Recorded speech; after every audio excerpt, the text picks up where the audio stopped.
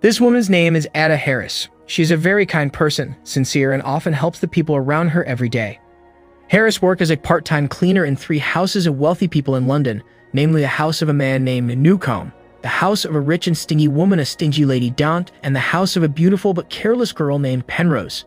That night after work, Harris went to the bar with her best friend Violet. At the bar, Harris told her that she had just received a letter from the British military commander. Harris's husband was one of the soldiers who fought in the Second World War, and because she was afraid that the letter contained news of the death of her husband, she did not dare to open it. Seeing her friend worried, Violet tried to calm her down and then told her to open the letter together. Harris was shocked to find her fear become a reality, as the letter stated that her husband passed away on the battlefield. The next day, even though she was still grieving, Harris still tried to work as well as possible. While tidying clothes at Lady Daunt's house, she saw a very beautiful dress. This was the first time she saw such a beautiful dress. Lady Daunt then came while saying that she bought the dress in Paris from a well-known brand, namely Christian Dior. It was one of a kind and the price was £500.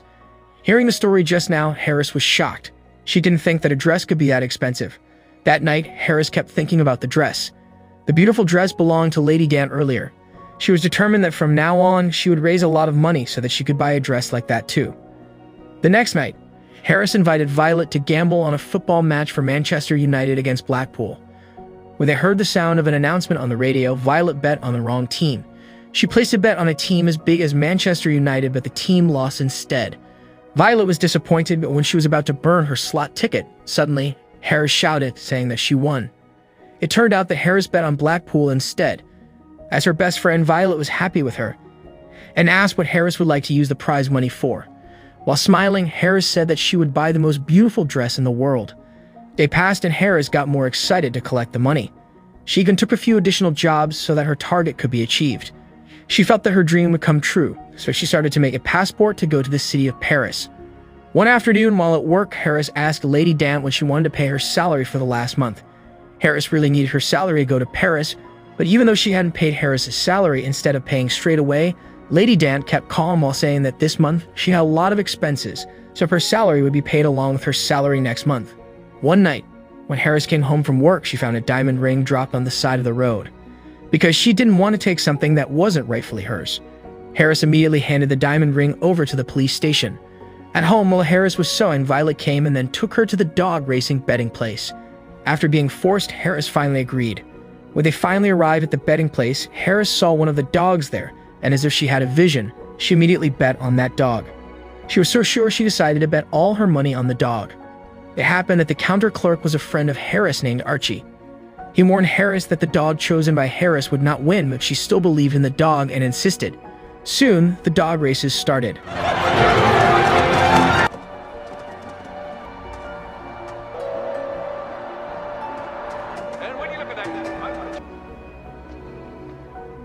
Sadly, Harris's chosen dog lost. After the match, Harris just sat silently. In the middle of the turmoil, Archie came to encourage her, saying that even though she lost, he was still amazed by Harris's strong stance. The next day, because Harris was still disappointed, he could only lie down all day. While daydreaming, the soldiers suddenly came and told her that by law, as a wife, Harris was entitled to compensation for the death of her husband. Hearing the news, Harris immediately brightened up again. Soon after, Violet also came there along with a policeman, saying that the diamond ring that Harris found the night before had found its owner, and that the owner wanted to give some money for finding her ring. In the middle of the chat, suddenly, Archie also came and then returned the money that Harris bet last night. Archie said that last night, after Harris went home, he was idly placing bets on the second race and the bet won. Hearing that, Harris was joyous. He then told everyone to come in to celebrate the good news together. Harris's savings finally was enough to buy the beautiful dress of her dreams, and the next day, without wasting more time, Harris went to Paris. Arriving in the city of Paris, because it was too late and the inn was not accepting any more guests, Harris was forced to sleep at the station with 3 drunken men. The next day, Harris went to the Christian Dior building, but when she was about to enter, a girl fell down and rushed to run inside. Seeing the girl's bag earlier, Harris also rushed to catch up and returned her bag. The girl then introduced herself as Natasha.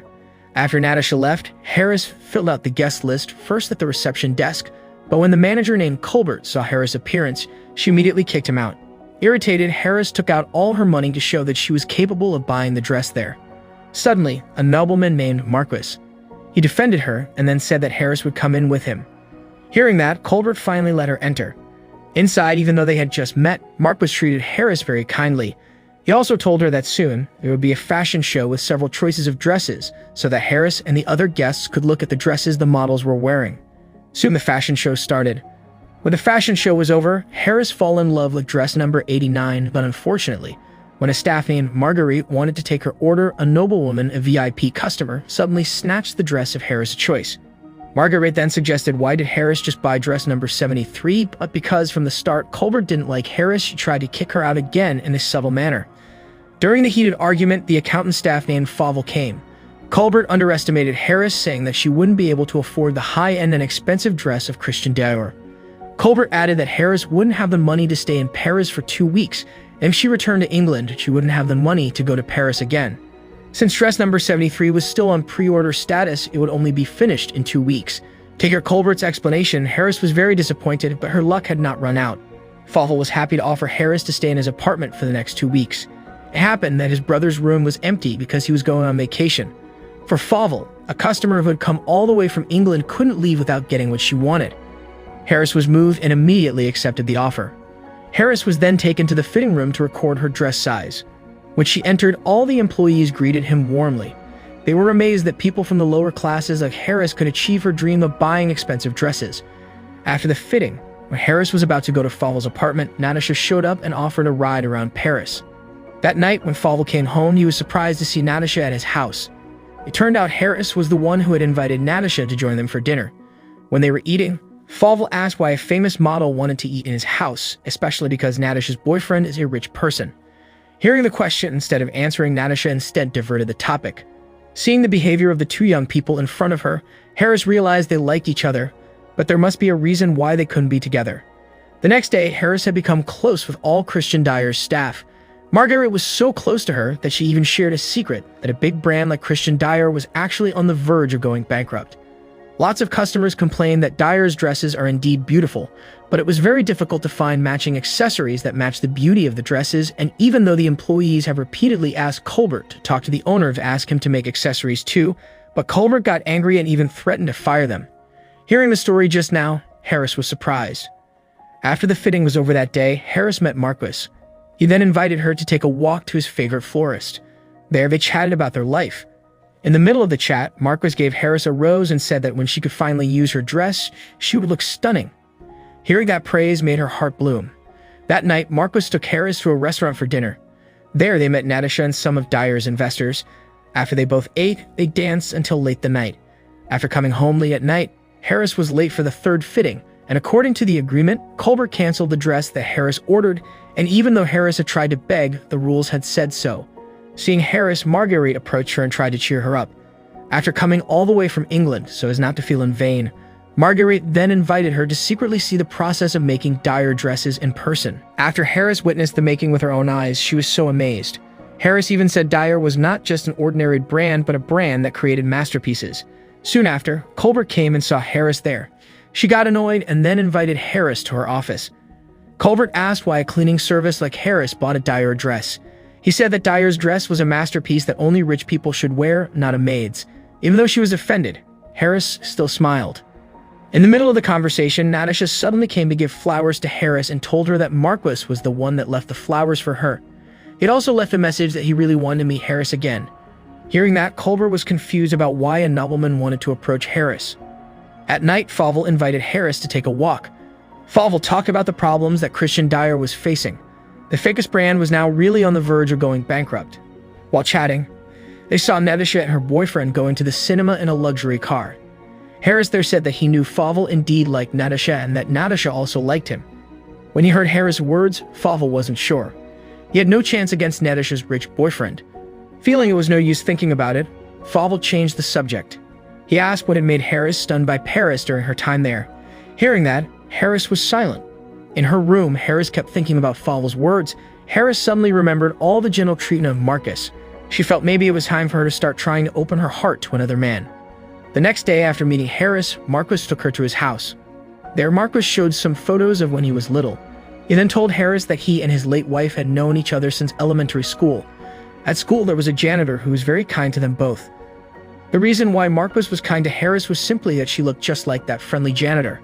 Back then, he couldn't thank her for her kindness, so the first time he saw Harris, he felt he had to treat her well to get back. Hearing Marquis, Harris was heartbroken. With disappointment, she immediately left there. On the street, Harris thought how stupid she should have been. From the start, she realized that Marquis just wanted to be friends and nothing more. The next day, when Harris passed in front of the Christian Dior building, Harris saw employees leaving crying. Marguerite told her that they had just faced a massive layoff. They were surprised to invite them to meet Colbert. Inside, Harris asked why they had the heart to fire their employees, even though they had struggled to keep the company working. But because Colbert didn't seem to care at all, Harris desperately invited all employees to go on strike and demonstrate to meet the big boss, the owner of Christian Dior, namely Christian Dior himself. Inside the owner's office, Harris told Fauvel to speak loudly to convey the brilliant ideas that employees had been discussing all the time. Even though he was afraid, Fauvel finally conveyed the idea that market demand had changed. Dior couldn't only continue to make dresses, but also had to start producing various kinds of new accessories such as bags, perfumes, and other fashion products, and most importantly, the price must be able to be purchased by all levels of society, not just relying on rich customers. Because they wanted to talk privately, Christian Dior then ordered everyone to leave except for Fauvel. A few minutes later, Fauvel and Christian Dior finally came out. In front of everyone, Fauvel announced that they would not be fired, and because now Dior had officially started producing various kinds of accessory products, the company in fact needed more employees. To hear the news just now, all employees cheered happily, but in the midst of joy, Colbert decided to resign. The next night, Fauvel and Harris went to Colbert's house. They were there to persuade Colbert to join Dior again. Harris explained that the purpose of doing all this was not because she wanted to humiliate her, but because she just wanted to maintain Dior. For Harris, Dior's products were very beautiful and he didn't want Dior to go bankrupt. Hearing that explanation, Colbert regretted what she had done. Turned out the love that Harris had for Dior was just as big as hers. Colbert apologized and promised that she would return to work there, and from now on, she also promised that she would never discriminate against customers again. Not only that, but she would also continue making dress number 73, Harris' order that she canceled earlier. In the middle of the chat, Harris asked why she didn't see Natasha since yesterday. Colbert then said that Natasha was fired first. Colbert also said that she was about to leave Paris that very day. Harris and Fauvel, who were shocked, rushed to the station. Luckily, they arrived on time. When they met Natasha, she said that she was just dumped by her boyfriend after she was fired. Natasha also confessed that she was also forced to date her boyfriend, who admitted that he had a close relationship with Christian Dior and threatened that if Natasha refused to be his girlfriend, then he would ask Christian Dior to fire her. Fauvel gently tried to calm her down. Fauvel said that she didn't mean to be afraid of the man's threat again. Christian Dior had ordered all employees who were laid off to return to work. Fauvel also said that Christian Dior, whom he knew, was a wise man and would not possibly want to fire his employees just because someone else told him to. Hearing the words, Natasha's heart felt calm. Meanwhile, Harris, who had been listening to them the whole time, couldn't wait any longer and asked Fauvel to kiss Natasha first. A few days later, dress number 73 that Harris ordered finally finished. She was so happy that her dream of having a beautiful dress had really come true. That day, Harris returned to England. At night, when Harris was washing dishes, she was shocked by someone that was banging on her door. When she opened it, it turned out that it was one of her bosses, whose name was Penrose. Penrose panickily confided that she had to attend a party, but the dress she had prepared was damaged. Penrose was panicked, knowing that the party was very important for the future of her career. Even though it was hard for the happiness of her boss who had hired her for years, Harris was finally willing to lend him his new Dior dress. The next day, Harris returned to work as usual. But when she was cleaning Penrose's house, she found her new dress was burnt and damaged.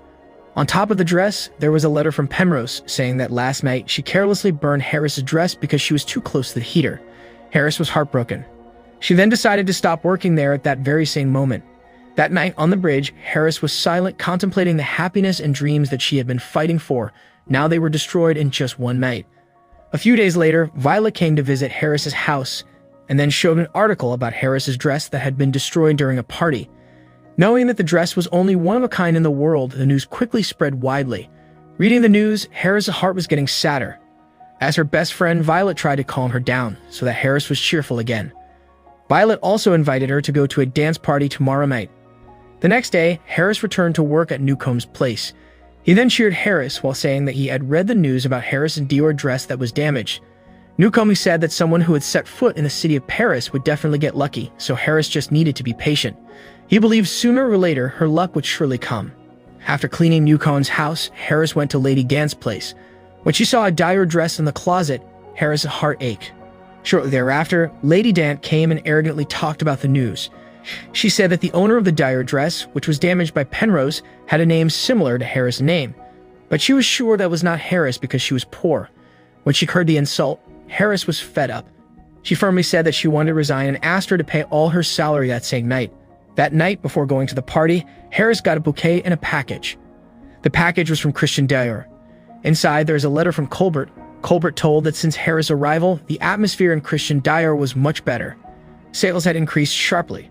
Colbert was finally able to appreciate all customers from various backgrounds. Natasha and Fauvel also ended up dating.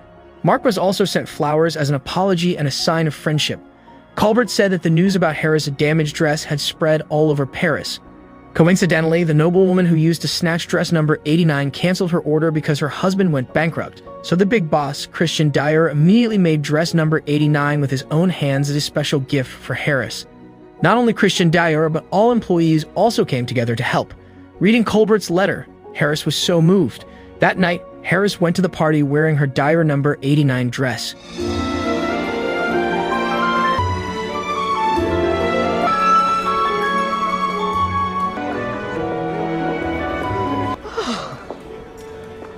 When she entered the hall, everyone was stunned by Harris, including Archie. Archie said that she was so stunning that night. They then danced to enjoy the party.